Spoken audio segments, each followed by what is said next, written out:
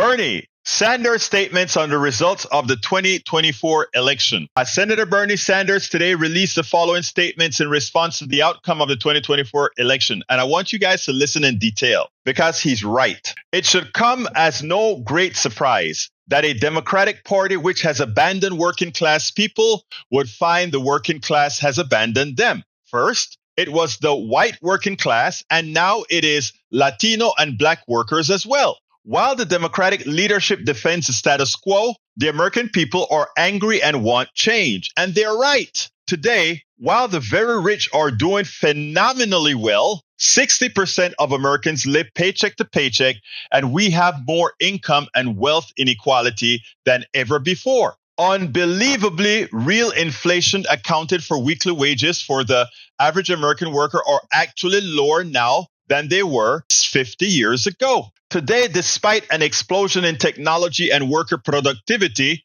many young people will have a worse standard of living than their parents. And many of them worry that artificial intelligence and robotics will make a bad situation even worse. Today, despite spending far more per capita than other countries, we remain the only wealthy nation not to guarantee health care to all as a human right, and we pay by far the highest prices in the world for prescription drugs. We alone, among other countries, or among major countries, cannot even guarantee paid family and medical leave. Today, despite strong opposition from a majority of Americans, we continue to spend billions funding the extremist Netanyahu government's all-out war against the Palestinian people, which has led to the horrific humanitarian disaster of mass malnutrition and the starvation of thousands of children.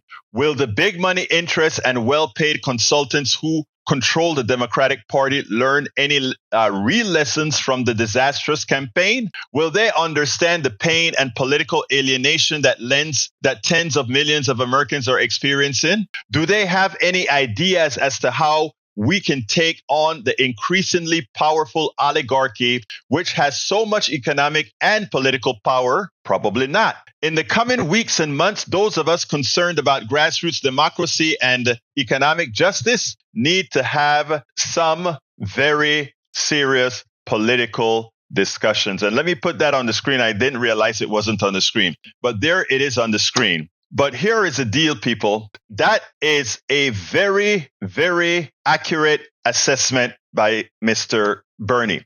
Bernie left out something important that I'm going to talk about in a minute, because it's a bit more complex that the win that Donald Trump did and how he put that win together. That has to be addressed again. And I'm covering some of that in the pieces that I'm doing here. It is true that all parties, I repeat, it is true that all parties abandon the working class. It is also true that the Republican Party gives a semblance of populism supporting the working class, but has no policies to support the working class. At least Biden, not as far as needed to go. Biden more so than Obama, Biden more so than Clinton, Biden more so than any other president has instituted policies. Let's go ahead and look at the Reinvestment Act. We can also look at others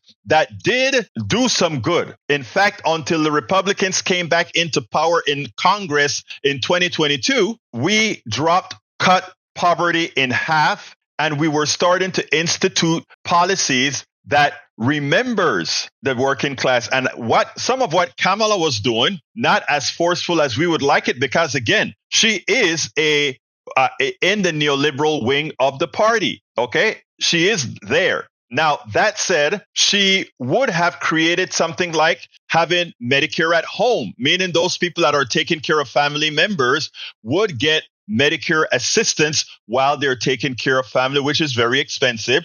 She would have also helped in investment in small businesses, and all that sort of stuff would be good. The one thing missing from her was something she used to believe in called Medicare for all. Medicare for all is the albeit, because if we have Medicare for all, we open the door for innovation. Anybody who wants to create new products, anybody who has great ideas, no longer would they have to worry about having to find health insurance they could afford, because within our social contract, we would in fact have Medicare for all, and you would have Medicare, something that is one of the biggest drags on our economy. Also, we would take more seriously, if we truly believe in the working class, things like family leave paid for, and we would offset that from companies. In other words, we would create a tax policy that doesn't overburden small companies. You know why a lot of small companies don't like to hear when you talk about minimum wage, or when you talk about family leave or sick leave, or the reason these companies, small companies, a baker, a candlestick maker, one of these small companies, they can't afford it. But the social contract that we have should give them leverage. Meaning, if we took care of the social status, the social needs of people from a national level, and let the businesses concentrate on doing what businesses do, then every business would be playing on the same playing field. These are things that are progressive. These are things that everybody supports. These are things that if we did it, the working class would come back, maybe. And this is the part that we have been working with Bernie Sanders for over a decade to solve.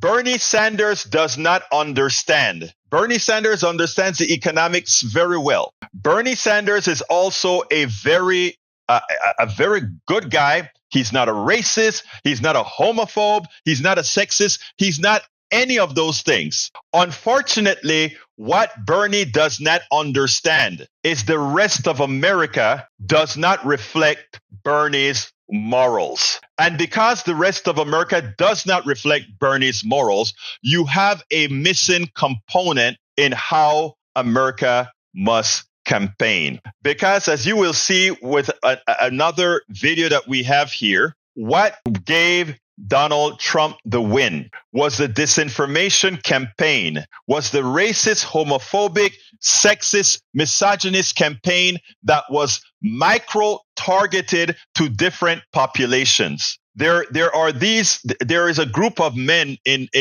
this chat group. I don't remember the name of the chat group. I just learned this from the president of Indivisible yesterday. That the Trump folks targeted. They targeted these guys. It's a group of misfits that have their own group. They know they're misfits. They're between the ages of 18 and 21, just guys, and they're just guys that are guys that believed it. They're looking for something. Those guys were targeted. They go into these different groups. They go into the different podcasts like we have with Grogan and others, and they target these people with specialized ads. They go into different religious communities. They target Muslims by saying, Kamala is anti-Muslim and pro-Jew. They go to the Jews and say, Kamala is anti-Jew and pro-Muslim. It was all disinformation target. And Bernie, in his solving the economic problem that he's talking about, doesn't understand the carnality of a racist argument that disinforms with a modicum of truth. So you have to take care of both of these issues at the same time. You have to have the policy, but you also have to have that education part that I talk about on my program. Whenever we unite the barrios, the ghettos, and Appalachia, we would have beaten the plutocracy, because the plutocracy flourished in keeping us apart. The plutocracy, the oligarchy, the wealthy, the neoliberalists, they flourish in us being at each other's throats for all these other identity reasons. But we must have identity politics until the differences between identities are mitigated, to the economic differences and the rights differences between all these groups are actually mitigated. So it is important. Bernie's message is true, but it doesn't go far enough, nor does it understand the full picture of what's going on in America. And I think I gave the other quarter that Bernie is missing in this statement that he released. I hope, back in Arizona, when Black Lives Matter was marching for Sandra Bland and trying to get Netroots Nation to recognize all these issues, it was great that Bernie came and spoke to us, and Bernie went ahead and modified his stump speech to include some of what I just mentioned there that has to be tackled as well.